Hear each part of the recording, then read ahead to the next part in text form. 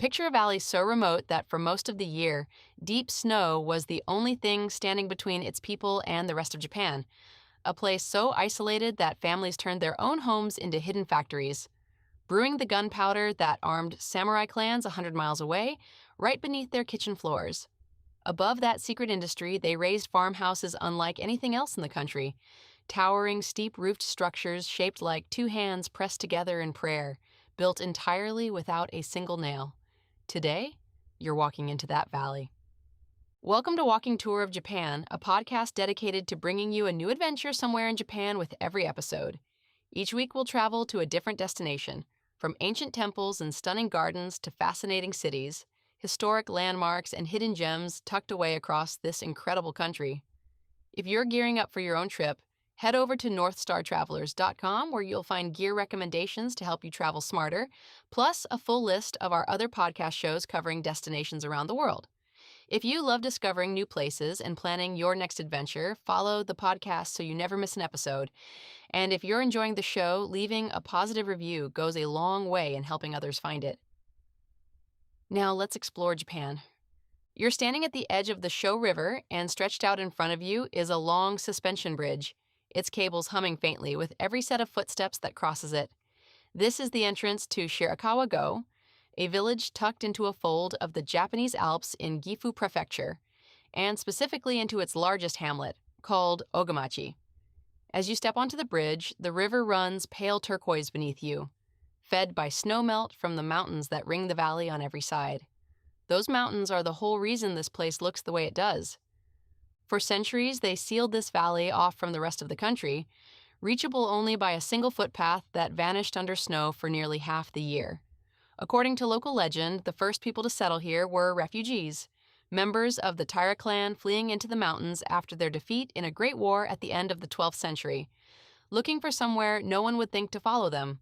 Whether or not that founding story is entirely true, the isolation itself is undisputed, and it shaped everything you're about to see. As you finish crossing the bridge and step onto the village path, the first thing that catches your eye is the roofline. All around you, houses rise up with steep, triangular roofs of golden thatch, angled sharply enough that you could almost use them as a slide. This architectural style is called Gassho-zukuri, which translates roughly to constructed like praying hands, because the peak of each roof looks like two palms pressed together in prayer. The angle isn't decorative, it's engineering. This region receives some of the heaviest snowfall in Japan, and a steep roof sheds snow before its weight can crush the structure beneath. Look closely at the beams as you pass, and you'll notice something else unusual: no nails.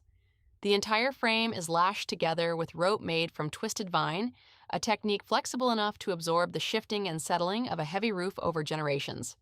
Some of these houses have stood since the early 1800s. Continue along the path, and you'll arrive at the largest and most famous of these farmhouses, a sprawling structure that once belonged to one of the wealthiest families in the valley. This house is open to the public, and it's worth stepping inside, even briefly, to understand how a family here actually lived.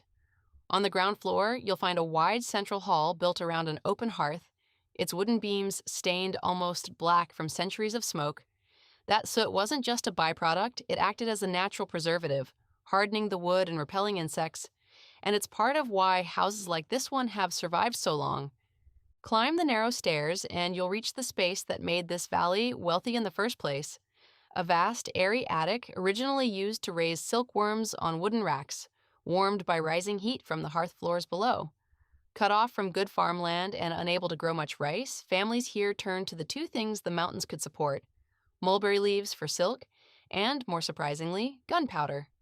In the space beneath the very floor you're standing on, generations of this family fermented a mixture of soil, straw, and mugwort for years at a time, slowly producing saltpeter, the essential ingredient in gunpowder, which they sold to a powerful clan on the coast for enormous profit. By the late 1700s, that trade had made this family rich enough to build the grandest house in the entire valley, the one you're standing in right now. That trade collapsed almost overnight in the late 1800s, when Japan began importing cheap saltpeter from overseas, and the village pivoted entirely to silk, which sustained it well into the 20th century. Leaving the merchant's house behind, follow the path deeper into the village, past smaller homes, souvenir stalls, and rice paddies that still ripple gold in early autumn. Before long, you'll come to a temple complex unlike any other in Japan. Its main hall, its bell tower gate, and even the priest residence are all built in that same thatched Gassho-zukuri style, which is exceptionally rare for a religious site.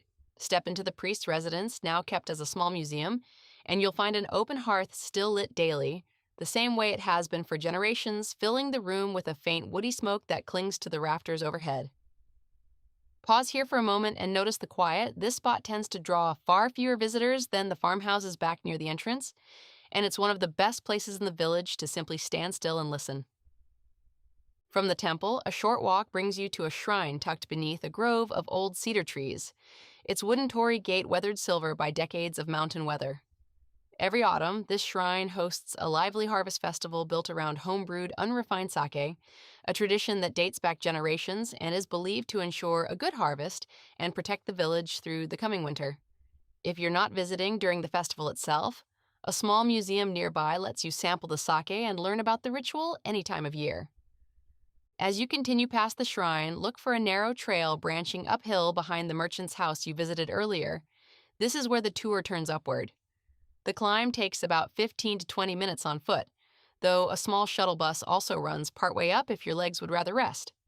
Most visitors take the shuttle both ways, which means the walking trail itself is often nearly empty and quietly beautiful, winding through cedar forest with occasional gaps that offer teasing glimpses of the rooftops below. Time your climb for early morning, before the tour buses arrive from the nearest cities, and you may find you have the entire trail to yourself. At the top, the trail opens onto a wide wooden observation deck built on the site of a small mountain castle that once stood guard over the valley centuries ago. This is the view that appears on nearly every postcard and guidebook cover of this village, and standing here, you understand immediately why. Below you, the entire hamlet unfolds at once. Dozens of steep thatched roofs clustered together in neat rows along the valley floor, the river curling silver around them, and the mountains rising steeply on every side, sealing the whole scene in.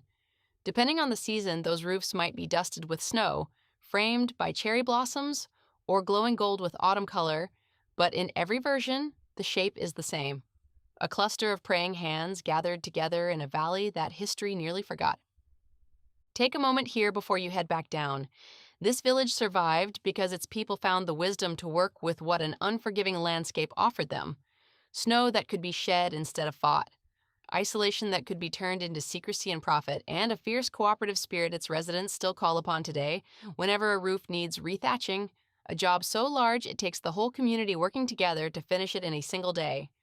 That spirit is why these houses are still standing and still lived in, nearly 2 centuries after they were built. It's a rare thing in any country to stand inside a place that has stayed so stubbornly, deliberately itself. Before you head back across that suspension bridge, save some time for lunch, because this valley has its own beloved specialty. Soba Wakimoto, set inside one of the traditional thatched houses near the entrance, serves handmade buckwheat noodles alongside tender, locally raised Hida beef. Try the version topped with grated mountain yam. Hakusuien offers a quieter, more formal option, with tatami-mat seating overlooking a garden and a set menu built around beef and miso served sizzling on a magnolia leaf. And Shiraogi, a family-run restaurant and shop near the village center, is known for its grilled Hida beef paired with crisp pickled vegetables, a simple, satisfying way to end your walk. If you have more time in the region, there's plenty nearby worth the detour. Just across the river from the main village, the Gassho-zukuri Minkaen open-air museum gathers more than 24 historic farmhouses relocated here from around the valley, including a working watermill, and it draws a fraction of the crowds you'll find in Ogimachi itself. Further north, in neighboring Toyama Prefecture, the smaller hamlets of Ainokura and Suganuma preserve the same thatched roof architecture in an even quieter, less visited setting, ideal if you want the postcard view without the crowds. And if you're passing through by bus, the old merchant quarter of Takayama makes a wonderful stop with preserved Edo period streets, sake breweries, and a lively morning market. That brings us to the end of today's episode. Before you go, a few quick things. Subscribe so you never miss a destination. Leave us a positive review to help others find the show, and share this episode with someone who loves exploring Japan. And if you're hungry for more adventures beyond Japan, Visit NorthStarTravelers.com to explore our other podcast shows and browse gear recommendations for wherever your next journey takes you. Your support means the world and keeps these adventures coming. Thanks for joining us, and we'll see you on the next walk.